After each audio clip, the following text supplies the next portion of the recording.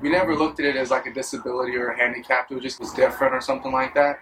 So we just kind of like pursued everything as just one of the kids. Like kids kind of look at you funny. They're like, oh, he's only got one hand. To you, you're just the same as they are. Gotta stay positive. And hi, my name's Alex or Alejandro, but I go by Alex. I'm a sophomore here at Sac City College. I had to go back and forth between wrestling and football, and wrestling kind of stuck with me. I responded quickly when he contacted me because anytime we get a recruit that I think can help our team out, I want to follow up quickly so they know we're interested in it. It's a little different because he's missing a hand, and so it's something different to work with when you get a hold of us. You have to be very dedicated to the sport because you got to put a lot of time in to become a champion or to better yourself, I should say, and because it's not just you show up for a wrestle for the 2 hours of practice. You got to be putting in time in the gym. Sometimes I do feel that people kind of look at it as like they might have the upper hand or like an advantage or something like that. So,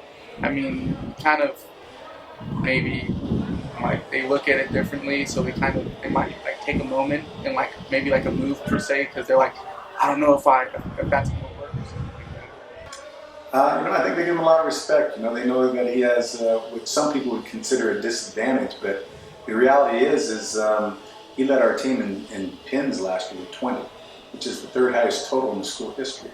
So he's very good at what he does. He's worked really hard late last year and during this year to work on leg attacks. A little bit harder for him because he can't grab with that hand. They can use it to wrap and grab around. So he's really worked hard on that and also on his strength. Coach Walter Ulrich, our main technique coach, hooked them up with a Velcro strap with a hook on it. So he can do pull-ups with that arm and other different type of pull moves. So it helps build his upper body strength. So he's really taken to that. So he's really adapted well in trying to improve on areas that he never did before. People with disabilities aren't necessarily disabled in the wrestling world. Learning how to use your body, because you go in the same weight class anyway, learning how to use your body and your strengths, you can overcome those.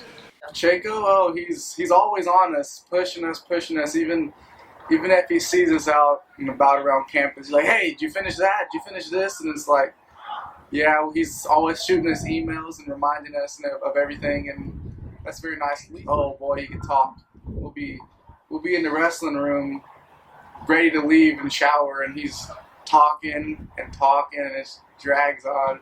I tell him about it, he just laughs.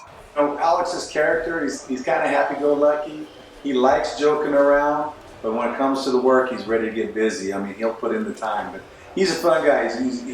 He's the guy that, like I said, for a while we weren't sure, but once we got to know him in the first few weeks of last year, very, very personable, jokes around, has fun, but works hard too. I totally expect him to go to a 4-year school and wrestle.